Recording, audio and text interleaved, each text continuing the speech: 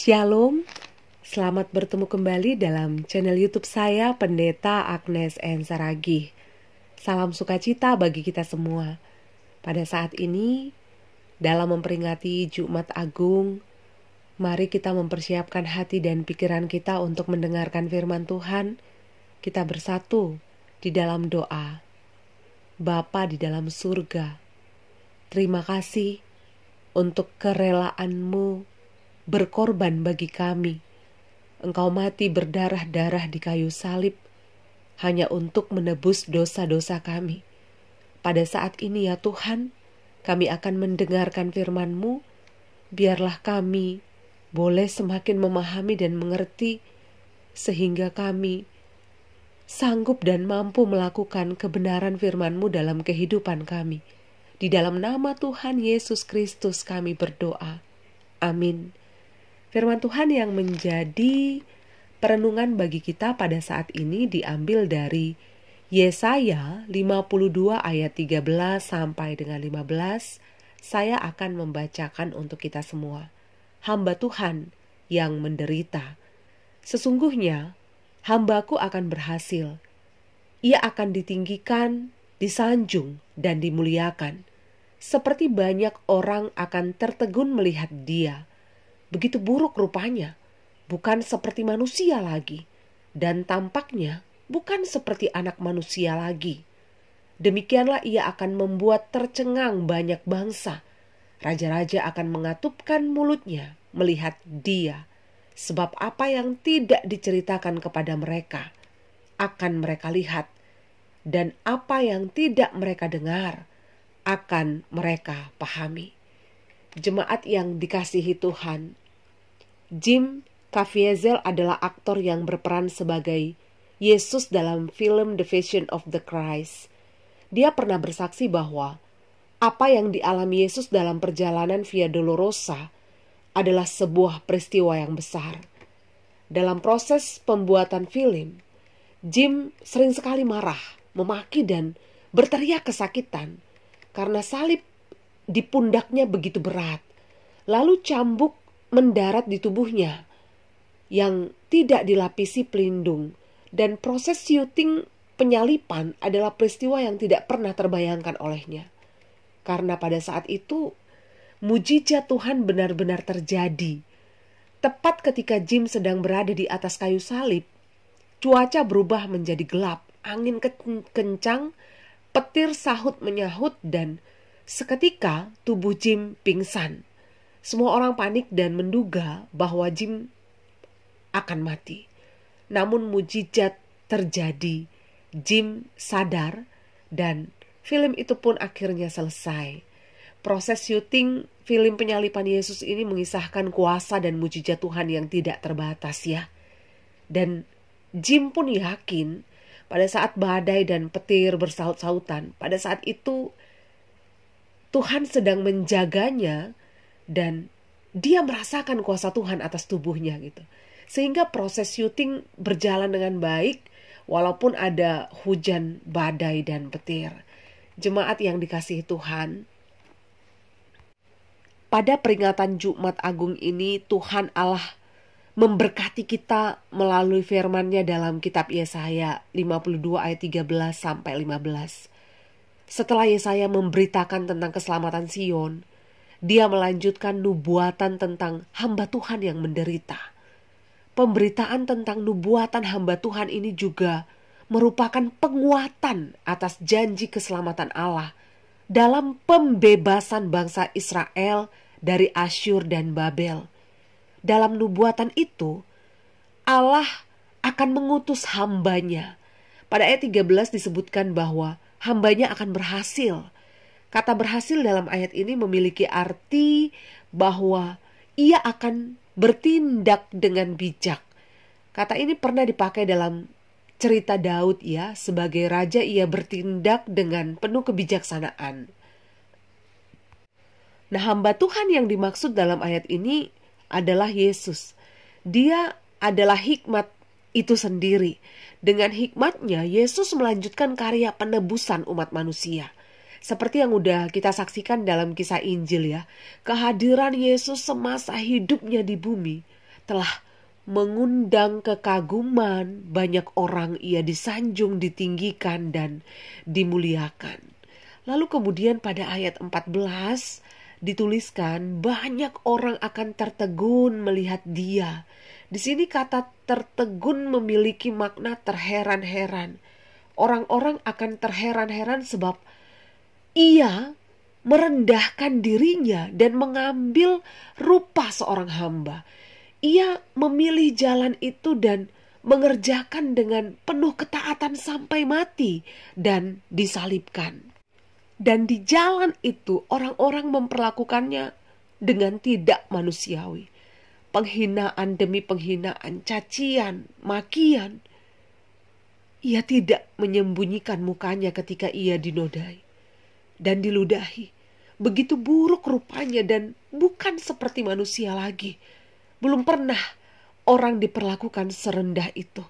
Kesengsaraan dan penderitaan itu menjadi tanda ajaib bagi banyak orang. Pada saat wajahnya penuh darah dan kepalanya dimahkotai duri, Yesus menutup mulutnya dan membuka hati dengan selebar-lebarnya. Dia membesarkan jiwanya. Dia tidak membenci mereka. Pada akhirnya Allah akan meninggikannya. Pada ayat 15 dikatakan ia akan membuat tercengang banyak bangsa. Para pembesar dan raja-raja akan menunjukkan penghormatan kepadanya. Mereka akan kehabisan kata-kata melihat keagungan yang dikerjakan oleh Yesus. Orang-orang akan melihat apa yang tidak pernah diceritakan. Dan orang-orang akan mengerti apa yang tidak pernah mereka dengar. Jemaat yang dikasihi Tuhan, di tengah-tengah perbudakan yang dialami bangsa Israel, Allah tetap hadir, memberikan penghiburan dan penguatan agar mereka tetap percaya kepada Allah. Menjalani hari-hari di pembuangan bukanlah hal yang mudah ya. Kita semua tahu itu. Banyak sekali tantangan yang dihadapi oleh bangsa itu. Namun berita tentang janji keselamatan terus dikumandangkan. Allah menghendaki walaupun keadaan sulit dan sengsara, mereka sedang menanti-nantikan kapan waktunya pembebasan itu. Mereka sering sekali tenggelam di dalam sungut-sungut. Tuhan katakan mereka harus terus berjuang. Berjuang untuk taat dan setia kepada Allah. Maka pada saat ini, dalam memperingati Jumat Agung, Allah mengingatkan kita semua jemaat yang dikasihi Tuhan dimanapun berada. Yang pertama, kematian Yesus adalah pengorbanan menuju kemenangan. Yesus telah merelakan jiwanya sebagai korban penghapus dosa. Dia telah menunaikan tugasnya saat ia menyerahkan nyawanya. Dan ia melakukan dengan kerelaan. Di kayu salib, Yesus berseru, "Ya Bapa, ke dalam tangan-Mu kuserahkan nyawaku." Seruan itu telah mengalahkan musuh rohani kita dengan keberanian yang tidak tergoyahkan. Seruan itu melambangkan keberanian yang utuh dalam menghadapi kesengsaraannya. Sehingga kematian Yesus menjadi catatan sejarah yang harus kita kumandangkan ke seluruh dunia dan seluruh umat manusia. Jemaat yang dikasihi Tuhan, jika Yesus sudah menyerahkan nyawanya melalui kematiannya di kayu salib, maka kita juga harus menyerahkan hidup kita kepada Allah. Jangan sampai kita menyia-nyiakan karya penyelamatan Allah dengan mengaku percaya pada Yesus tanpa tindakan iman yang nyata dalam ketaatan. Dietrich Bonhoeffer dalam bukunya The Cost of Discipleship mengatakan bahwa musuh gereja yang paling berbahaya adalah anugerah murahan. Maka dia mengajak semua orang percaya untuk memperjuangkan anugerah yang mahal. Penebusan dosa yang pada saat ini kita alami, kita terima, ternyata sudah dibayar dengan harga yang sangat mahal. Itu bukan murahan ya. Karena itu, mari kita berjuang untuk hidup di dalam Tuhan. Seperti yang pernah disaksikan Paulus dalam Galatia 2 ayat 20. Namun aku hidup, tetapi bukan aku lagi yang hidup, melainkan Kristus yang hidup di dalam aku.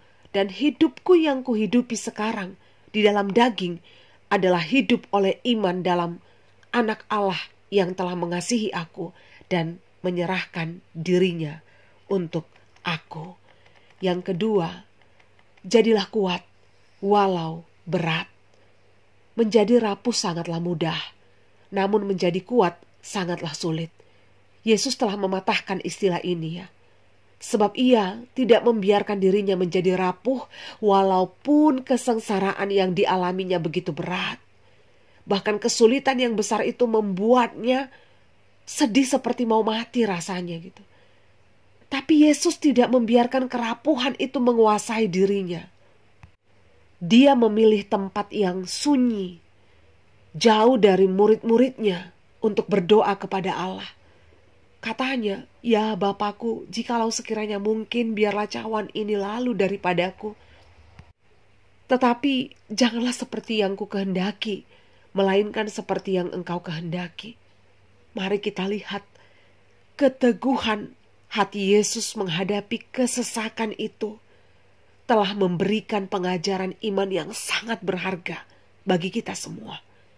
Dia adalah teladan iman yang sesungguh-sungguhnya dan yang sebenar-benarnya. Maka mari kita teladani bagaimana ketangguhan Yesus untuk melewati jalan sengsaranya. Maka pada saat ini, jemaat Tuhan, milikilah kesabaran hati untuk menanggung banyak penderitaan. Mungkin banyak hal yang membuat kita menyerah ya dalam hidup ini. Banyak hal yang mungkin ingin membuat kita mundur dalam mengikut Yesus. Namun ingatlah, sesulit apapun, sesengsara apapun keadaan di dunia ini, semua itu akan berlalu. Pernah ada seorang bapak yang sedang bergumul dalam pekerjaannya. Dia heran melihat teman kerjanya yang selalu happy dan tidak pernah mengeluh. Dia bertanya, apa rahasianya? Temannya menjawab, aku menulis di atas tempat tidurku, ini pun akan berlalu. Sehingga saat aku melihat hidupku lebih susah dari orang lain, ya aku aman-aman aja katanya. Kekayaan akan berlalu. Dan kesusahan juga akan berlalu. Semua akan berlalu sesuai dengan waktunya. Namun satu hal yang tidak akan berlalu dan berubah, kasih dan kemurahan Tuhan. Lalu bapak itu pulang dan ia percaya.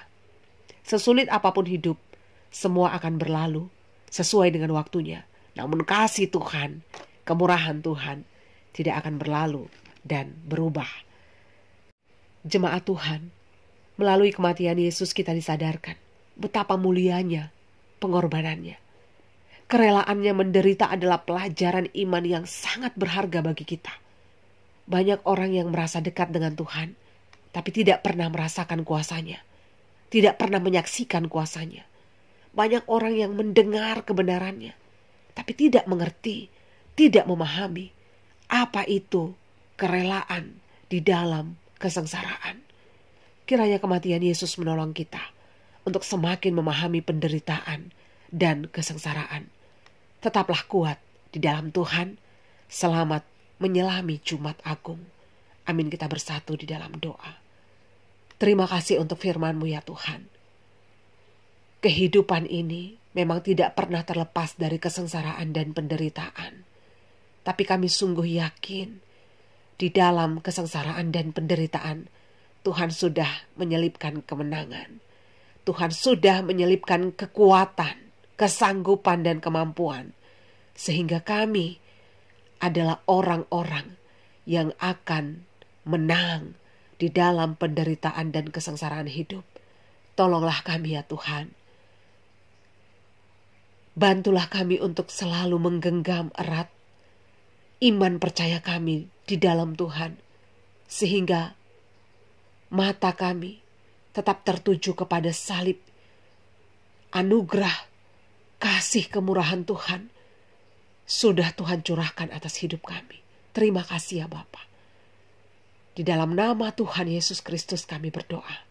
Amin. Shalom bagi kita semua. Selamat Jumat Agung.